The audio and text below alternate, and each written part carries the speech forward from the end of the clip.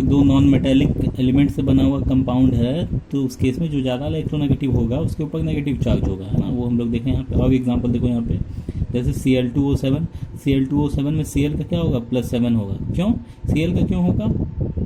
Obviously oxygen क्या होता है, ज़्यादा इलेक्ट्रोनेगेटिव होता है कि नहीं। तो ऑक्सीजन क्या करेगा, दो दो इलेक्ट्रॉन खींचेगा, है कि नहीं। तो 7 ऑक्सीजन है तो टोटल कितने इलेक्ट्रॉन खींचेंगे, 14 इलेक्ट्रॉन खींचेंगे, है कि नहीं। तो अगर 14 इलेक्ट्रॉन खींचता है कि नहीं, तो यहाँ पे क्या है, 2 Cl है तो एक Cl के ऊपर चार्ज कितना होगा, +7 होगा, है ना। ये सब देखो कन्फ्यूजन जो होगा तुम्हें जरा सा भी होगा ना, तो अभी 2 मिनट बाद तुम लोग इसको निकालने भी सीख जाओगे, ठीक है, कैसे निकालते हैं। उस तरह Cl2O में देखेंगे तो ऑक्सीजन के ऊपर क्या होता है, -2 होता है, ज़्यादा इलेक्ट्रोनेगेटिव है तो इसी के ऊपर क्या होना चाहिए, -2 होना चाहिए। तो Cl के ऊपर क्या होगा, फिर प्लस चार्ज होगा। समझ में आया कि नहीं, ठीक है। तो एक मिनट थोड़ा सा फैन ऑफ कर देते हैं।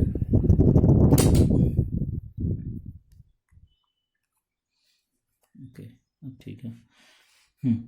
नेक्स्ट इंपॉर्टेंट पॉइंट है जिससे तुमको इतना कंफ्यूजन नहीं होगा, अगर याद ना हो सब कुछ तो ये तुम याद रखना बस। In a neutral molecule the algebraic sum of the oxidation number of all the atoms is 0 and in ions it is equal to the charge on the ions। अब इसका मतलब क्या है समझो।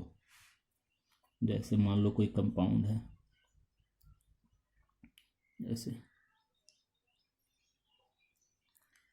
मान लेते हैं हम KMnO4, ठीक है, KMnO4 पोटेशियम परमैंगनेट।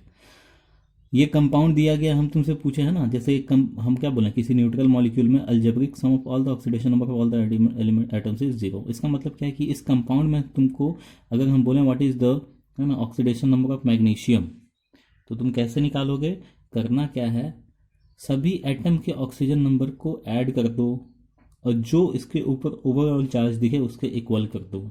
मतलब जैसे यहाँ पे अगर हमको पता है ना, जिसका जो अननोन है उसको एक्स मान लेते हैं, ठीक है, जो अननोन है उसको एक्स मान लेते हैं। पोटेशियम हमको पता होना चाहिए फर्स्ट ग्रुप एलिमेंट है तो इसके ऊपर +1, ठीक है, +1 प्लस मैग्नीशियम का, मैंगनीज का नहीं पता है हमें तो एक्स मान लिए हैं, ठीक है। प्लस ऑक्सीजन के ऊपर हमें जनरली क्या पता है, ऑक्सीजन के ऊपर क्या होता है, सुपर ऑक्साइड और पेरोक्साइड के बारे में ज़्यादा नहीं दिमाग लगाएंगे, पहले कुछ नहीं पता है तो -2 लेंगे, ठीक है। तो ऑक्सीजन के ऊपर जनरली क्या होता है, -2 होता है। तो एक ऑक्सीजन के ऊपर -2, तो 4 ऑक्सीजन के ऊपर क्या हो जाएगा, -8, ठीक है।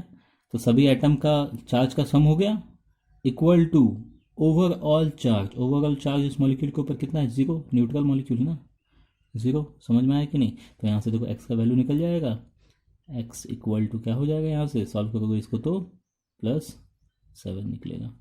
तो ऑक्सीडेशन नंबर हम लोग पता कर सकते हैं मैंगनीज का यहाँ से, ठीक है। मतलब क्या करना है, सब जिसका जो अननोन है उसको एक्स मान लो, बाकी सबके साथ मिला के इसको ऐड करो और ऐड करके राइट हैंड साइड में क्या लेना है, ओवरऑल चार्ज जो दिखे उसको लेना है। तो यहाँ पे ओवरऑल चार्ज क्या दिख रहा है, 0, तो 0 ले लें, है ना। अब देखो एक चीज़ हम बता देते हैं, यहाँ पे Cl2O7 में, Cl2O7 में तुमको मान लो अगर क्लोरीन का नहीं पता है कि नहीं, क्लोरीन का नहीं पता है, मतलब तो क्या होगा, या तो ऑक्सीजन का पता होना चाहिए या तो क्लोरीन का पता होना चाहिए। तुम बोलोगे नहीं सर मुझे क्लोरीन में कन्फ्यूजन है, तो ऑक्सीजन में कन्फ्यूजन नहीं होना चाहिए। ऑक्सीजन में क्या होगा, -2 हमेशा होगा, है ना। तो देखो क्लोरीन का एक्स मानते हैं तो कितना है क्लोरीन, 2x, 2 है तो क्या हो जाएगा 2x, प्लस ऑक्सीजन के ऊपर -2, -2 × 7 कितना हो जाएगा, -14 होगा। एक ऑक्सीजन के ऊपर -2, 7 ऑक्सीजन के ऊपर -14 हो जाएगा, equal to overall charge. Overall charge कितना दिख रहा है इसके ऊपर, 0, है कि नहीं। तो यहाँ से एक्स का वैल्यू कितना निकलेगा, +7 निकलेगा, एक्स इक्वल टू +7 निकल जाएगा ना। समझे कि नहीं। और एग्जांपल देखते हैं, है ना, कोई कंफ्यूजन नहीं होना चाहिए। जैसे मान लो कोई आयन को लेते हैं ना, अब मान लेते हैं हम लोग लेते हैं यहाँ पे HSO4-, HSO4-, ठीक है। हम पूछें बता HSO4- में सल्फर का ऑक्सीडेशन नंबर क्या है, ठीक है। तो सल्फर का हमें कैसे पता करना होगा, लिखेंगे हम लोग, हाइड्रोजन का पता है +1, सल्फर का नहीं पता इसको एक्स मान लिए हैं, है ना, +x। ऑक्सीजन के बारे में क्या पता है हमें, -2 होता है, -2 × 4 -8, equal to overall charge. Overall charge ये क्या है, HSO4- ओवरऑल चार्ज क्या है, -1, है कि नहीं। तो यहाँ से एक्स का वैल्यू निकालोगे क्या निकलेगा, देखो यहाँ पे -7 इधर जाएगा तो +7 +7 -1 +6 निकलेगा सल्फर का। ठीक है, तो इस तरह से हम लोग किसी भी कंपाउंड में या आयन में किसी एक एलिमेंट का हम लोग ऑक्सीडेशन नंबर निकाल सकते हैं, बस बाकी का पता होना चाहिए। ठीक है, बाकी का ऑटोमेटिक तुम्हें पता ही होगा। इतना सारा जो कंडीशन तुमको बताएं, रूल्स बताएं, सब याद रखने का बिल्कुल ज़रूरत नहीं है। बस तुम इतना सा याद रखो, first group element, second group element, halogens, oxygen, hydrogen and important ion जो तुम क्लास 9 में पढ़ चुके, जैसे सल्फेट के ऊपर क्या होता है, कार्बोनेट के ऊपर क्या होता है कि नहीं। मतलब जो तुम पहले से जानते हो उतना ही तुम अगर याद रखोगे तो किसी का भी चार्ज निकाल सकते हो। और एग्जांपल लेते हैं, जैसे हम लोग ले लेते हैं यहाँ पे, जैसे ZnSO4 है ना। अभी देखो डिस्प्लेसमेंट रिएक्शन ये सब यूज होता है, चार्ज में कन्फ्यूजन हो रहा है तुमको, ZnSO4 तो हमको नहीं पता है जिंक का, तो जिंक का अननोन है तो एक्स मान लेते हैं। ठीक है, फिर से लिखते हैं यहाँ पे एक्स प्लस सल्फेट के ऊपर तो हमें पता है ना, वही हम बोले कुछ तो पता होना चाहिए, है कि कुछ तो पता होना चाहिए। तो यहाँ पे हमें पता है सल्फेट आयन क्या होता है, SO4 2-, मतलब इस वाले पार्ट के लिए हम लोग क्या लिख सकते हैं, -2 इक्वल टू ओवरऑल चार्ज क्या है 0, तो x इक्वल टू क्या आ गया +2। ठीक है, समझ में आ गया कैसे निकालना है। चलो और एग्जांपल लेते हैं, जैसे K2Cr2O7 पोटेशियम डाइक्रोमेट में हम बोलें क्रोमियम का ऑक्सीडेशन नंबर बताओ, है ना। क्रोमियम का कैसे निकालेंगे, इसको x मान लेते हैं, है ना। लिखते हैं, सबको ऐड करना है। पोटेशियम के ऊपर क्या होता है +1, 2 पोटेशियम है तो +2 हो जाएगा, प्लस 2 क्रोमियम है 2x, एक क्रोमियम के लिए x, 2 क्रोमियम के लिए 2x, माइनस ऑक्सीजन के ऊपर -2 × 7 14 इक्वल टू ओवरऑल चार्ज 0, है कि नहीं। क्या आ गया यहाँ से हमारे पास, देखो यहाँ पे 12 है 6 आ जाएगा, इक्वल टू +6, है कि नहीं। तो इस तरह से हम लोग एक बड़े से कंपाउंड में एक एलिमेंट का ऑक्सीडेशन नंबर पता कर सकते हैं। बस ये है कि बेसिक जो टर्म्स होते हैं उनका पता होना चाहिए। ठीक है, अब इन चीज़ों को हम लोग यूज़ करेंगे, ऑक्सीडेशन नंबर का यूज़ करके हम लोग क्या पता कर सकते हैं, कहाँ पे रिडक्शन हुआ है, कहाँ पे ऑक्सीडेशन हुआ है। और एक दो एग्जाम्पल इंपॉर्टेंट ले लेते हैं, जैसे FeCN6 4-, हम बोले इसमें बताओ Fe के ऊपर चार्ज कितना है ना। तो Fe का x मान लेते हैं, क्या हो जाएगा भाई x प्लस, अब देखो ये क्या है CN क्या होता है, साइनाइड आयन होता है, CN के ऊपर क्या चार्ज होता है -1 चार्ज होता है, तो यहाँ पे क्या हो जाएगा -6 इक्वल टू ओवरऑल चार्ज इस आयन के ऊपर क्या दिख रहा है 4-, -4, तो यहाँ से x का वैल्यू क्या आ जाएगा +2। ठीक है, क्लियर है। और एग्जांपल लेते हैं, जैसे मान लो C2O4 2-, this is oxalate ion. एक तो तुम्हें ओवरऑल ये पता ही है ऑक्सलेट आयन, है ना। अगर हम बोलें ऑक्सलेट आयन में बताओ कार्बन का, तुमको कन्फ्यूजन है कार्बन का कितना होगा बताओ, है ना। तो फिर से वही निकालेंगे हम लोग, x मान लेंगे तो 2x प्लस, है ना। ऑक्सीजन के ऊपर क्या था -2 × 4 -8 इक्वल टू ओवरऑल चार्ज -2। हाँ, तो x का वैल्यू यहाँ से क्या निकल के आ जाएगा, x का वैल्यू निकल के आ जाएगा +3, है कि नहीं। देखो यहाँ पे 8 है ना, इधर चला जाएगा क्या हो जाएगा 6 हो जाएगा, 6/2 3 आ जाएगा कार्बन के ऊपर चार्ज। ठीक है, एक important compound CaOCl2 bleaching powder, इसको हम लोग क्या बोलते हैं ब्लीचिंग पाउडर। ठीक है, इंपॉर्टेंट क्वेश्चन है, पूछा जाता है ब्लीचिंग पाउडर में।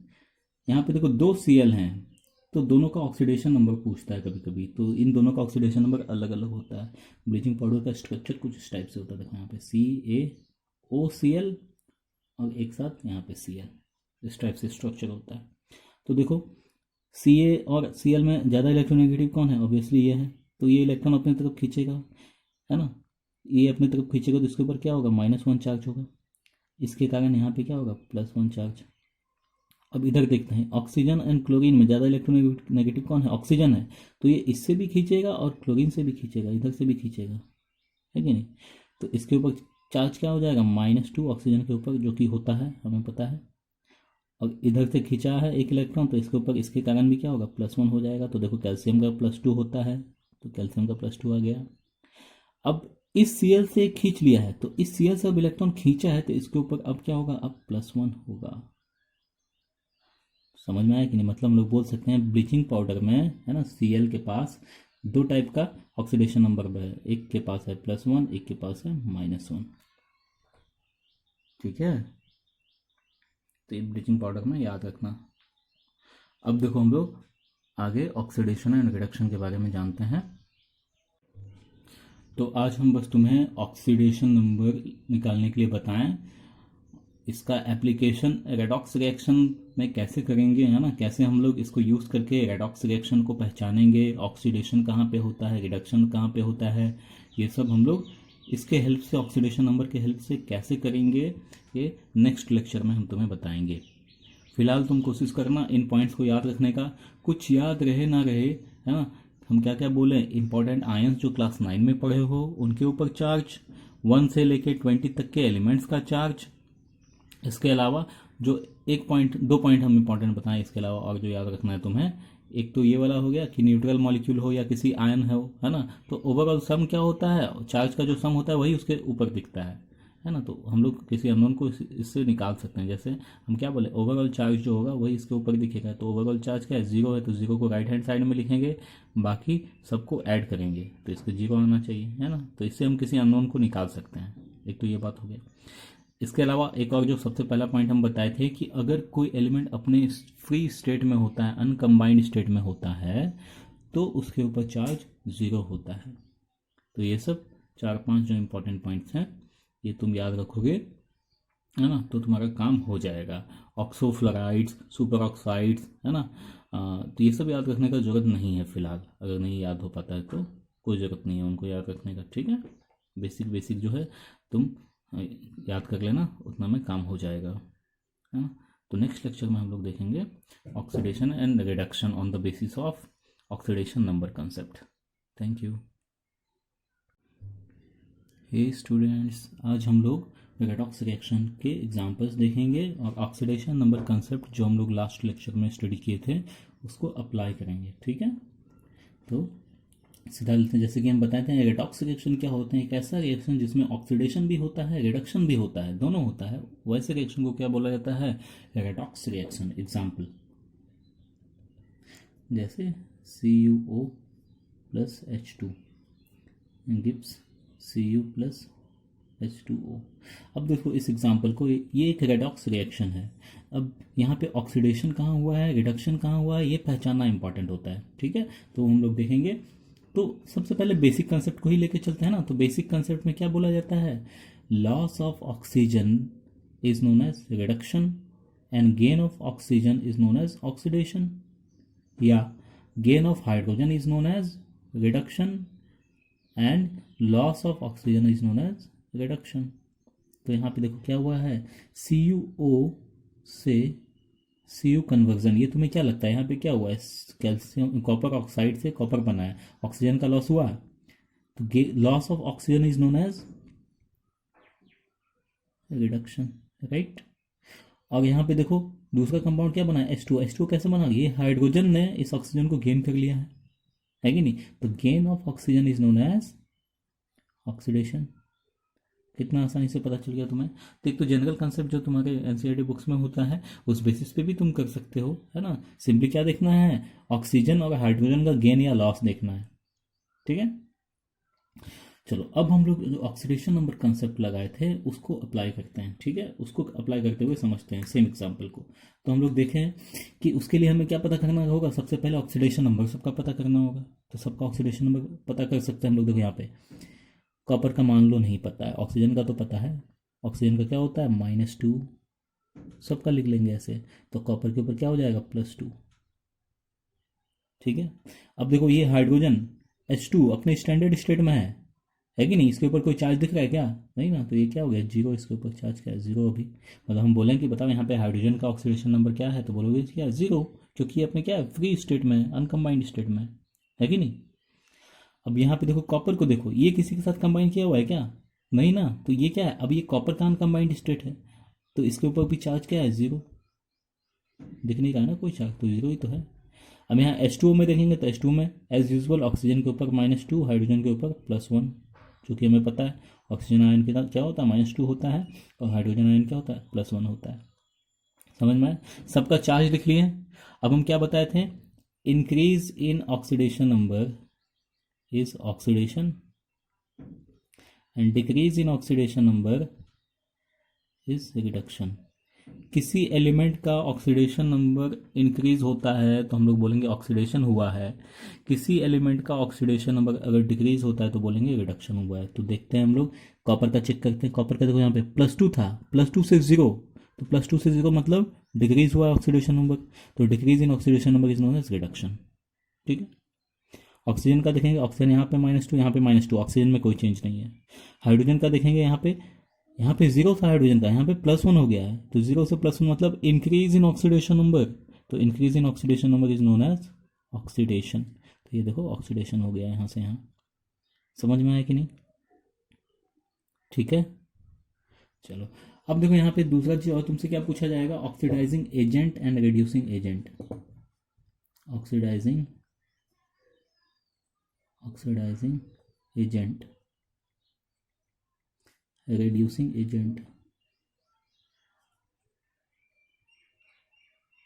तो एजेंट क्या होता है, जो हमारा काम करवाता है उसी को हम लोग क्या बोलते हैं, एजेंट बोलते हैं, है कि नहीं? मतलब ऑक्सीडाइजिंग एजेंट मतलब ऑक्सीडाइज किसने करवाया है ना, कौन हुआ है ये नहीं, किसने करवाया है। उसी तरह रिड्यूसिंग एजेंट का मतलब क्या हो गया, कौन रिड्यूस हुआ है ये नहीं, तुमसे नहीं पूछ रहा है, किसने रिड्यूस करवाया है वो तुमसे पूछा जाएगा। एजेंट मतलब जो काम करवाता है, जो खुद काम हो जाता है जिसका, वो नहीं, जो काम करवाता है उसको हम लोग क्या बोलते हैं, एजेंट। तो ऑक्सीडाइजिंग एजेंट मतलब क्या होगा कि ऐसा सब्सटेंस इसमें जो ऑक्सीडेशन करवा रहा है। तो हम लोग क्या करेंगे, जब भी ऑक्सीडाइजिंग एजेंट और रिड्यूसिंग एजेंट पूछा जाए, है ना, हमेशा रिएक्टेंट वाले पार्ट को लिखते हैं, प्रोडक्ट में नहीं देखना है, इधर नहीं देखना है। ठीक है, तुमको ऑक्सीडाइजिंग एजेंट और रिड्यूसिंग एजेंट दोनों क्या मिलेगा, इस साइड में मिलेगा। समझ में आया कि नहीं? तो यहाँ पे देखो सिंपल सा ट्रिक है, जिसका रिडक्शन हुआ है, जिसका रिडक्शन हुआ है उसको हम लोग बोलते हैं ऑक्सीडाइजिंग एजेंट, और जिसका ऑक्सीडेशन हुआ है उसको हम लोग बोलते हैं रिड्यूसिंग एजेंट। बस उल्टा, बस उल्टा याद रखना, जिसका रिडक्शन हुआ वो ऑक्सीडाइजिंग एजेंट, जिसका ऑक्सीडेशन हुआ वो रिड्यूसिंग एजेंट। तो यहाँ पे ऑक्सीडाइजिंग एजेंट क्या हो जाएगा, CuO, और रिड्यूसिंग एजेंट क्या हो जाएगा, H2। अब ध्यान रखना यहाँ में भी, यहाँ बस आयन को मत लिख देना कि ऐसे कॉपर लिख दें, copper Cu2+ is the oxidizing agent. ठीक है, Cu2+ है, पर तुमको पूरा कंपाउंड लिखना होगा, क्योंकि तुम Cu2+ लेके तो नहीं बैठे हो ना, पूरा कॉपर ऑक्साइड लेके बैठे थे, है कि नहीं? उसी तरह H+ तो लेके नहीं बैठे हो ना, H2 गैस लेके बैठे थे। तो पूरे कंपाउंड को लिखना होगा यहाँ पे ऑक्सीडाइजिंग एजेंट और रिड्यूसिंग एजेंट में, है ना। सिंपल ट्रिक क्या है, जिसका रिडक्शन हुआ है वो ऑक्सीडाइजिंग एजेंट, जिसका ऑक्सीडेशन हुआ है उसको रिड्यूसिंग एजेंट, बस रिएक्टेंट में, प्रोडक्ट में नहीं। समझ में आया कि नहीं?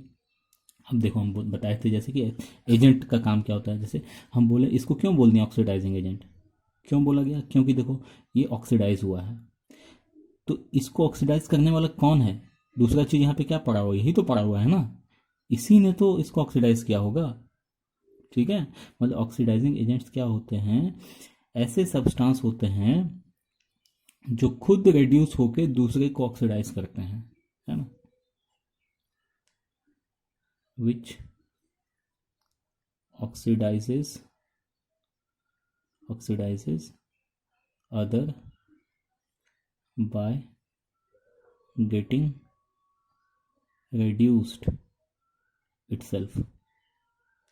जो खुद रिड्यूस होके दूसरे को ऑक्सीडाइज करे उसी को ऑक्सीडाइजिंग एजेंट बोलते हैं। अब उसी तरह रिड्यूसिंग एजेंट को हम लोग क्या बोल सकते हैं, विच reduces other by getting oxidized itself। मतलब ये साथ साथ रिएक्शन होते हैं, ठीक है। मतलब अगर ऑक्सीडेशन हुआ है एक जगह तो दूसरा वाला क्या करवा रहा होगा, उसका रिडक्शन होता होगा, ठीक है।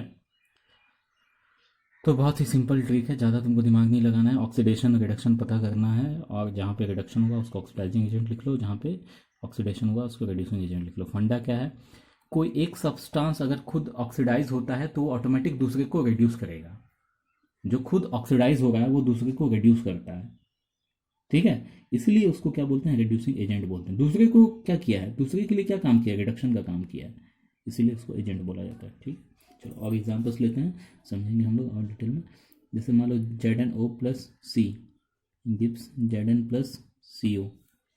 अब इस केस में देखते हैं, है ना, पहले जनरल कंसेप्ट है ना, जनरल कंसेप्ट क्या है, यहाँ पे देखो जिंक ऑक्साइड से जिंक में कन्वर्जन, ये तुमको क्या दिख रहा है, जिंक ऑक्साइड से जिंक में कन्वर्जन, लॉस ऑफ ऑक्सीजन, तो loss of oxygen is known as reduction, ठीक है। एंड गेन ऑफ ऑक्सीजन, यहाँ पे कार्बन ने ऑक्सीजन को गेन किया है तो दिस इज ऑक्सीडेशन, क्लियर है, बहुत ही सिंपल है ना। एजेंट लिख लोगे, ऑक्सीडाइजिंग एजेंट क्या हो जाएगा यहाँ पे, ऑक्सीडाइजिंग एजेंट, देखो इसका रिडक्शन हुआ है जिंक ऑक्साइड का, तो ये क्या हो जाएगा, ऑक्सीडाइजिंग एजेंट। रिड्यूसिंग एजेंट क्या हो जाएगा, रिड्यूसिंग एजेंट कार्बन, कार्बन का क्या हो गया, ऑक्सीडेशन हुआ है, तो ये इसका खुद का ऑक्सीडेशन हुआ है तो ये क्या हो जाएगा, रिड्यूसिंग एजेंट, ठीक है। अब oxidation number concept, oxidation number concept के हिसाब से चार्ज लिख लेंगे हम लोग, ऑक्सीजन के ऊपर -2 तो जिंक के ऊपर +2, कार्बन स्टैंडर्ड स्टेट में है अपने, मतलब अनकम्बाइंड स्टेट में तो 0, यहाँ पे जिंक अनकम्बाइंड स्टेट में है 0, यहाँ पे कार्बन और ऑक्सीजन है तो इसके ऊपर अगर -2 है तो इसके ऊपर +2 है, ठीक है। अब देखो जिंक का क्या चेंजेस हुआ है, जिंक में +2 से 0 ऑक्सीडेशन नंबर डिक्रीज हुआ है, तो decrease in oxidation number is known as reduction. उसी तरह कार्बन का देखेंगे 0 से +2, 0 से +2, तो 0 से +2 मतलब इंक्रीज इन ऑक्सीडेशन नंबर, तो increase in oxidation number is known as oxidation. कितना सिंपल, देखो कोई भी कॉम्प्लिकेटेड रूल तुमको याद रखने का जरूरत नहीं होगा ना, यहाँ पे बेसिक जो तुम्हें पता है एलिमेंट्स के ऊपर चार्ज, बस उसी को यूज़ कर रहे हैं, कोई बहुत ज़्यादा तुमको याद नहीं रखना है, समझ में आ गया कि नहीं। मतलब 1 से लेकर 20 तक के एलिमेंट्स को ही यूज़ किया जाएगा। देखो यहाँ पे अभी तक तुमको क्या देखना पड़ा, बस हाइड्रोजन ऑक्सीजन, बस इन्हीं दो का तो चार्ज तुम्हें पता हुआ ना, कहीं पे हेलोजन आ जाएगा मान लो। जैसे अगला एग्जाम्पल लेते हैं, जैसे ये सब एग्जाम्पल्स तुम्हारे एनसीईआरटी में होते हैं, इंपॉर्टेंट एग्जाम्पल हैं, इन्हीं से पूछे जाते हैं ना। एक और रिएक्शन लिख लेते हैं, ये भी बहुत ही फेमस रिएक्शन है, इससे अक्सर क्वेश्चन पूछा जाता है। H2O + Cl2 बैलेंस कर लेंगे, यहाँ पे, ठीक है। तो यहाँ पे देखा जाए, अगर हम लोग देखें यहाँ पे MnO2 है ना, यहाँ से MnCl2 को देखते हैं तो यहाँ पे क्या हुआ, लॉस ऑफ ऑक्सीजन हुआ है कि नहीं। उसी तरह इसको देखेंगे हम लोग तो Cl ने क्या किया है, एक तरीके से Cl ने हाइड्रोजन का लॉस किया है, यहाँ पे ऑक्सीजन का लॉस हुआ है तो ये क्या हो जाएगा, रिडक्शन हो जाएगा, और यहाँ पे क्या हो गया है, यहाँ पे हाइड्रोजन का लॉस हुआ है तो ये क्या हो जाएगा, ऑक्सीडेशन हो जाएगा, ठीक है। तो ये तो जनरल कॉन्सेप्ट हो गया। हम क्या बता रहे हैं तुमको, ऑक्सीडेशन नंबर कॉन्सेप्ट से आसानी से पहचानने बताएंगे। सिंपल से क्या करना है, सबका चार्ज लिख लो, यहाँ पे -2 ऑक्सीजन के ऊपर है कि नहीं, एक ऑक्सीजन के ऊपर -2, 2 ऑक्सीजन के ऊपर -4, तो -4 है नेगेटिव चार्ज टोटल, तो इसके ऊपर क्या हो जाएगा, +4। इसमें कोई डाउट नहीं होना चाहिए। देखो यहाँ पे डाउट है तो लिख लो, x Mn का x मान लिए प्लस -2 × 2 ऑक्सीजन के ऊपर equal to overall charge, overall charge क्या है, 0 है, तो यहाँ x क्या निकलेगा, +4, ठीक है। बिल्कुल ज़रा सा भी कन्फ्यूज़न हो तो लिख लो। लास्ट में हम जैसे बताएं, किसी भी एक कंपाउंड में किसी एलिमेंट का चार्ज पता करना है, सबके चार्ज को ऐड कर दो, इक्वल टू ओवरऑल चार्ज लिख लो, तो वही हम किए, सबके चार्ज को ऐड किए, तो इसका नहीं पता था x मान लिए, ऑक्सीजन का पता है तो -2 × 2, 2 एटम है, इक्वल टू ओवरऑल चार्ज 0, तो एक्स के ऊपर इक्वल टू क्या आ गया, +4। उसी तरह यहाँ पे देख लेंगे H और Cl, यहाँ पे कोई दिक्कत नहीं होना चाहिए, H+ होता है, Cl- होता है। यहाँ पे देखेंगे Cl तो माइनस ही होता है, हेलोजन, हेलोजन के ऊपर हम क्या बोले थे, माइनस होगा जनरली, तो क्या होता है -1, यहाँ पे 2 क्लोरीन है तो -2 नेगेटिव चार्ज हो जाएगा, तो यहाँ पे Mn क्या हो जाएगा, +2। वाटर में कोई चेंजेस नहीं, हाइड्रोजन के ऊपर +1 चार्ज होता है, ऑक्सीजन के ऊपर -2 चार्ज होता है वाटर में, इसमें कोई दिक्कत नहीं होना चाहिए, नॉर्मल चीज़ है ये। अब देखो यहाँ पे Cl2 क्या हो गया है, अनकम्बाइंड स्टेट में आ गया है। यहाँ पे देखो Cl2 फ्री स्टेट है अपना, अनकम्बाइंड स्टेट है, इसके ऊपर कोई चार्ज नहीं है कि नहीं। अब देखो कहाँ कहाँ चार्ज डिक्रीज हुआ है, कहाँ इंक्रीज हुआ है। एम का देखेंगे +4 से +2, एम का +4 से +2। Decrease in oxidation number, decrease in oxidation number is known as reduction. और यहाँ पे देखेंगे बाकी किसी का चेंज हुआ है क्या, देखो ऑक्सीजन का कोई चेंज नहीं है, हाइड्रोजन का कोई चेंज नहीं है, Cl का चेंज हुआ है। देखो -1 से 0, -1 से 0 इज -1 से 0 क्या हुआ, मतलब इंक्रीज हुआ है ऑक्सीडेशन नंबर, तो इंक्रीज हुआ है तो ये क्या हो जाएगा ऑक्सीडेशन, है कि नहीं। यहाँ पे क्या हुआ है, इंक्रीज हुआ है ना, समझ में आया कि। तो देखो कितना आसानी से अगर तुमको चार्ज लिख लिया ना सही सही, तो तुमको कभी कंफ्यूजन नहीं होगा। जैसे तुम ऑक्सीजन और हाइड्रोजन के टर्म में कभी कभी कंफ्यूज भी हो सकते हो, कि ऑक्सीजन देखें हाइड्रोजन देखें, है ना, कभी कभी कंफ्यूजन हो सकता है, लेकिन चार्ज अगर तुम लिख लिए तो कभी कंफ्यूजन नहीं होगा। समझ में आया कि नहीं। और चार्ज लिखना देखो कितना आसान है, हम तुमको बताएं, ठीक है। बस देख लेना, चार्ज लिख लेना है, और बस कहाँ डिक्रीज हुआ कहाँ इंक्रीज हुआ ये देख लेना है। अब यहाँ पे एजेंट पूछा जाए, बताओ ऑक्सीडाइजिंग एजेंट। ऑक्सीडाइजिंग एजेंट जहाँ पे रिडक्शन हुआ है, किसका रिडक्शन हुआ है, MnO2 का। बस रिएक्टेंट साइड में, प्रोडक्ट में नहीं जाना, गलत हो जाएगा। तो रिडक्शन किसका हुआ है, MnO2 का। तो MnO2 is the oxidizing agent. Reducing agent कौन हो जाएगा, HCl, है कि नहीं। HCl का क्या हुआ, ऑक्सीडेशन हुआ है, तो ये क्या हो जाएगा रिड्यूसिंग एजेंट। चलो और एग्जांपल लेते हैं हम लोग रेडॉक्स रिएक्शन के। ये भी देखो एक इम्पॉर्टेंट एग्जांपल है, SO2 + 2H2S gives 2H2O + 3S। ये भी एक इम्पॉर्टेंट एग्जांपल है। अब देखो यहाँ पे भी है ना, हम लोग देखते हैं ध्यान से, SO2 इससे क्या कन्वर्जन हुआ है, S में कन्वर्जन हुआ है, तो यहाँ पे देखो लॉस ऑफ ऑक्सीजन हुआ तुमको, तो loss of oxygen is known as reduction. उसी तरह यहाँ पे देखेंगे, इससे इसमें तो कुछ नहीं हो रहा है चेंजेस, है कि नहीं। यहाँ पे बेसिकली क्या हुआ है, H2S से H निकल के S में कन्वर्ट हो गया है, H2S ने हाइड्रोजन को लॉस किया है, ठीक है। तो हाइड्रोजन को लॉस को क्या बोलते हैं हम लोग, ऑक्सीडेशन। तो ये क्या हुआ है, ऑक्सीडेशन हुआ है। यहाँ पे ऑक्सीजन का लॉस हुआ है, तो ये क्या हुआ, रिडक्शन हुआ है, ठीक है। अब देखो इसमें हम इसलिए बता दिए ऐसा, क्योंकि इसमें बच्चे अक्सर मिस्टेक करते हैं, एक को लाइन ऐसे खींचती हैं कि हाँ यहाँ पे तो साफ साफ दिख रहा है हमको, है ना, यहाँ पे क्या हुआ है, रिडक्शन हुआ है, तो ऑटोमेटिक क्या करते हैं बच्चे, यहाँ पे एक लाइन बना देते हैं, तो दूसरा क्या होना चाहिए, ऐसे होना चाहिए, ऐसे बना देते हैं, बट ये गलत हो जाएगा। यहाँ से यहाँ कुछ नहीं होगा, H2S से H2O में कन्वर्जन, यहाँ तुम कैसे कह सकते हो ऑक्सीडेशन हुआ कि रिडक्शन हुआ है। ऑक्सीजन और हाइड्रोजन का तो गेन और लॉस तुमको नहीं दिख रहा है ना। यहाँ पे क्या हुआ, H2S हाइड्रोजन लॉस किया है, और हाइड्रोजन अगर लॉस किया तो किस में कन्वर्ट हुआ, इसमें कन्वर्ट हुआ है ना, तो तुम ये पार्ट देखोगे, ठीक है। अब देखो इस चीज़ को बस हम बोलें क्या, कि कभी कभी ऐसे एग्जांपल्स मिल जाएंगे जिसमें तुम हाइड्रोजन और ऑक्सीजन के बेसिस पे कंफ्यूज हो सकते हो, तो यहाँ पे देखो ये कंफ्यूजिंग एग्जांपल है तुम्हारे लिए, है कि नहीं। अब देखो इसीलिए हम क्या बोलेंगे, चार्ज लिख लो, सबसे अच्छा चार्ज लिखेंगे। ऑक्सीजन के ऊपर -2, तो सल्फर के ऊपर क्या हो जाएगा +4। एक ऑक्सीजन के ऊपर -2, दो ऑक्सीजन के ऊपर -4, तो सल्फर के ऊपर +4।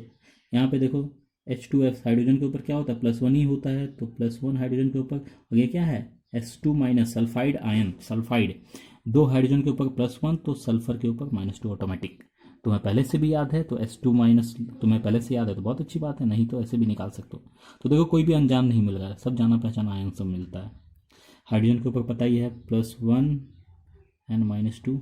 अब यहाँ पे देखो सल्फर S अनकम्बाइंड स्टेट दिख रहा है ना, यहाँ पे S के ऊपर कोई चार्ज है नहीं है, तो 0 अनकम्बाइंड स्टेट है ये। किसी के ऊपर सीधा सीधा अगर कोई चार्ज नहीं दिखता है, अपने एलिमेंटल स्टेट में है, तो ऑब्वियसली वो क्या है, फ्री स्टेट है उसका, उसके ऊपर कोई चार्ज नहीं है।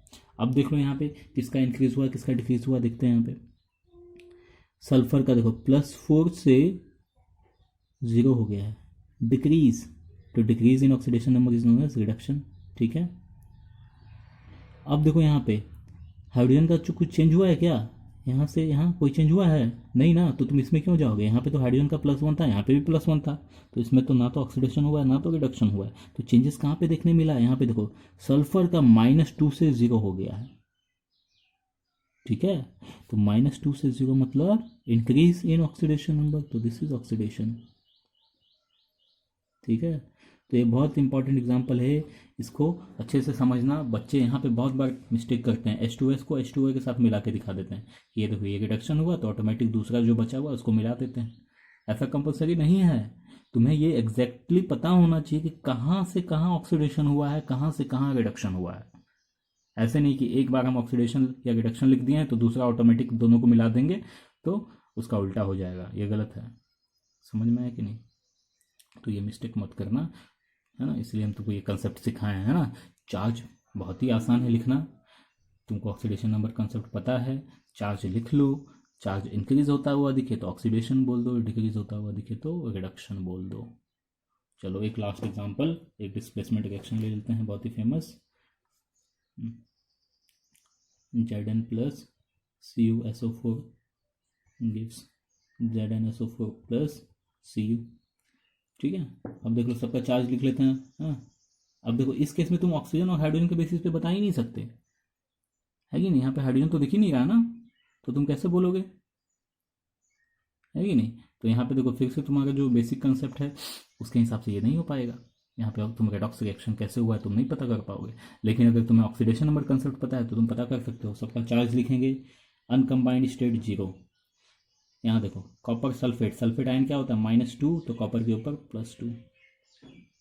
इसी तरह यहाँ पे जिंक के ऊपर +2, सल्फेट के ऊपर -2, कॉपर अनकम्बाइंड स्टेट 0।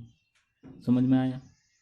ठीक है, तो यहाँ से यहाँ क्या हुआ है देखो, यहाँ से यहाँ 0 से +2 जिंक कन्वर्ट हो गया, 0 से +2 ऑक्सीडेशन, और यहाँ पे कॉपर कन्वर्ट हुआ है +2 से 0, दिस इज रिडक्शन। कॉपर +2 से 0, बाकी सल्फेट यहाँ पे भी वही है, यहाँ पे भी वही है। इसका मतलब सल्फर और ऑक्सीजन के ऊपर जो चार्ज था यहाँ पे भी वही चार्ज मेंटेन है। तो सल्फर और ऑक्सीजन में कोई चेंज नहीं आया, चेंज कहाँ आया है? जिंक एंड कॉपर में। ठीक है, समझ में आया बात? तो ऑक्सीडेशन कैसे पहचानेंगे, रिडक्शन कैसे पहचानेंगे, बस चार्ज देखना है ना। एजेंट लिख लो, इन दोनों में तुम लोग agent, oxidizing agent, reducing agent लिखना। इसमें भी ऑक्सीडाइजिंग एजेंट, रिड्यूसिंग एजेंट लिख के मुझे भेजना। देखते हैं तुम लोग समझे कि नहीं समझे। ठीक है, और इनको ध्यान से, है ना, पॉज करके तुम चाहो तो देख सकते हो, लिख सकते हो, है ना, बैक करके देख सकते हो, बट अच्छे से समझ में आना चाहिए। और कोई डाउट हो तो पूछ लेना। Thank you.